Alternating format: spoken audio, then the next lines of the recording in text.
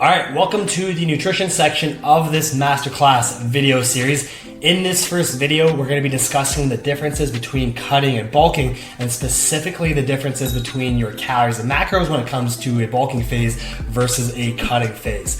On top of that, we'll also discuss what I do personally when I'm going through a bulking phase or a cutting phase, and what I've done in the past versus what I'm doing now, because trust me, there is a drastic difference between the two. I've pretty much tried every diet that you can think of, every diet under the sun, and not just from the science, but anecdotally, I know what works for pretty much everyone and what works only for certain people. So we'll be discussing all that in this video, so sit back, relax, and enjoy. So the first thing I want to discuss is what I used to do when I started my personal fitness journey versus what I'm doing now, because like I mentioned, it varies drastically, right? When I started, and most likely for you guys too, a lot of you guys that are watching are brand new in your fitness journey or have less than a couple of years of experience when it comes to not only training, but the diet side of things, right? Building muscle, losing fat, and knowing what your calories and macros are when it comes to whatever your goal is.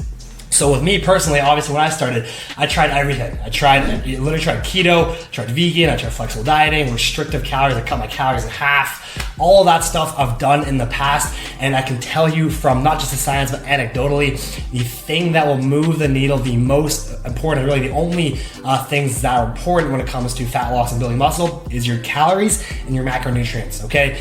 The diet that you follow doesn't matter at all. There's many different ways of getting to your end result, and one specific diet is no better than any other diet, okay? Keto is not better than pescatarian or vegetarian or vegan or Atkins, flexible dieting, intermittent fasting.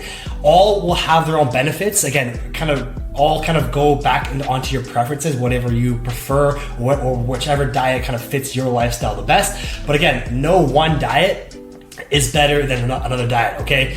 The thing that will move the needle when it comes to weight gain or weight loss is calories. If you want to gain weight, you have to be in a calorie surplus. If you want to lose weight, you have to be in a calorie deficit, right? Calories is what will determine kind of your body weight, and macronutrients is what will determine your body composition at that weight, okay? The reason why some of these diets may work is because they are following some sort of fundamental rule when it comes to calories and macros. For example, the only reason keto works isn't because you're cutting out carbs, but it's because the elimination of those carbs drastically lowers your calories, because you're only eating proteins and fats, and it's pretty hard to overeat on just proteins and fats, okay? By default, you're pretty much going to be in a calorie deficit no matter what, and there you go, you're going to be losing weight on top of the additional water weight, temporary additional water weight that you lose in a keto diet, okay? So again, no one diet is better than another. It really depends on your preferences and which diet kind of fits your lifestyle the best.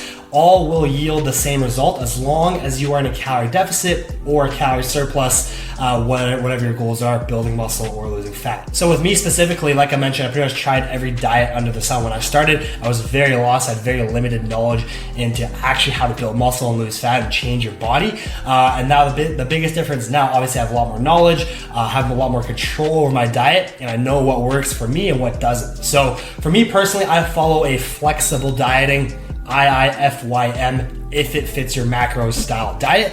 Basically meaning I can eat whatever I want as long as I'm hitting my calories and macronutrients. Now, a lot of people when they hear this is think, oh my God, I can eat whatever I want, right? Now, you have to keep in mind that most of my diet, I would say 80-90% of my diet is clean, whole, nutritious foods. So throughout the day, I'm eating high protein. For me personally, I'm about 215 pounds, so I aim for about 215 to 225 grams of protein per day. And like I said, whole, nutritious, single ingredient foods for the most part, okay? I still have my pizzas, my burgers, my fries, but I save that for social events or when I go out with friends and family, so I can still enjoy my social life. I can still enjoy my life while keeping, right now I'm kind of maintaining, while keeping my body composition in check. So that is the diet that I find works really good for me that I can stick to long term. And the key here is finding a diet, no matter what diet it is, again, as long as you're hitting your calories and macro targets, that's all that matters, but finding a diet that you can adhere to long term. Because I've mentioned this in several other videos, what good is it is if you follow a diet for, let's say, a few months and you get the result, but then you can't sustain it long term and you rebound maybe a year later, you're kind of back to where you started pre-diet. So my biggest advice here is find a diet where you're meeting your calorie and macronutrient targets, which we'll touch on in just a sec, but also a diet that you can sustain. For example, keto. If you're okay with never eating a carb again, I know I sure as hell am not, then go ahead and do keto as long as you can sustain it for the rest of your life. In my opinion, this is one of the most unsustainable diets because what are the odds you're never gonna have a carb again? When you go out to lunch or dinner, it's very likely that most of those meals will have carbs in them. So again, finding a diet that you can adhere to and sustain long term will yield you the best results long term. Now, when it comes to the actual diet, the actual foods that you're consuming during a bulk versus a cut is what's going to be the biggest difference between the two goals, right? Like I mentioned, the macros, the proteins, fats stay more or less the same. The carbs do change quite a bit, but the thing that changes the most is the actual foods you are consuming between the two goals, cutting and bulking, right? So for example, the reason why this is, let's start with bulking, is because when you are bulking, you're typically not nearly as hungry as when you're cutting, right? Your body's satiated throughout the day. It's getting enough calories plus more to be in that calorie surplus needed in order to build new muscle and gain weight, that it doesn't want more calories. So it may be harder to meet that calorie target, okay? So if you are someone, for me, example, I struggle with this sometimes as well. If you're someone that struggles getting their calories in during a bulking phase, then I would focus more on eating calorically dense foods. Now, what are calorically dense foods? Simply put, they're foods that are lower in volume and high in calories, right? So you can imagine the things that you are eating are very dense and it's much easier to get to your calorie target because your stomach isn't as full from these giant salads or higher volume foods. Okay, so for example, some great examples include nuts, walnuts, cashews, peanuts, Brazilian nuts are all great.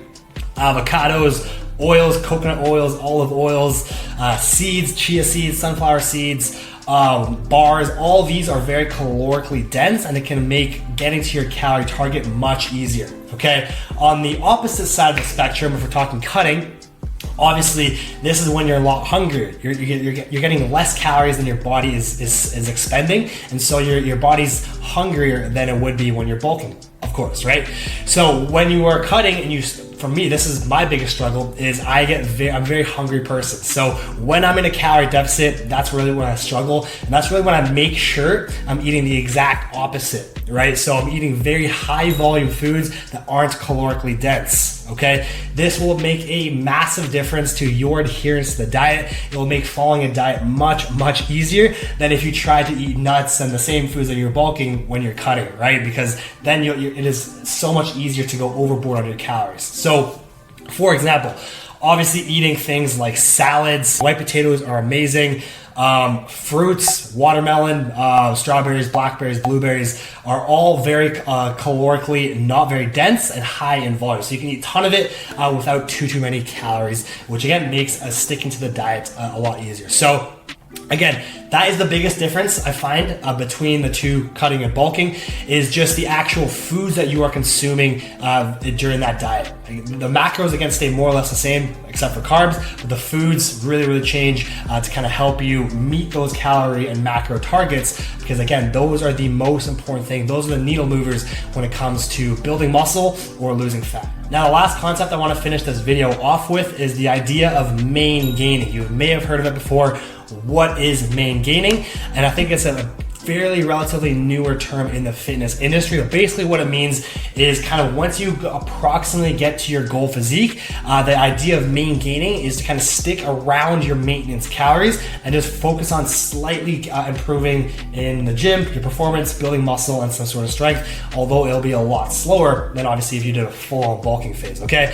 So this, again, I would only recommend for people that have a few years under the belt, they've built the foundation of building some muscle, or they've lost a lot of weight, and they're kind of, again, close-ish to their goal physique, then you can think of the idea of kind of going into a main gaining phase. And me personally, that's exactly what I'm doing now. I've spent almost 10 years now in the gym.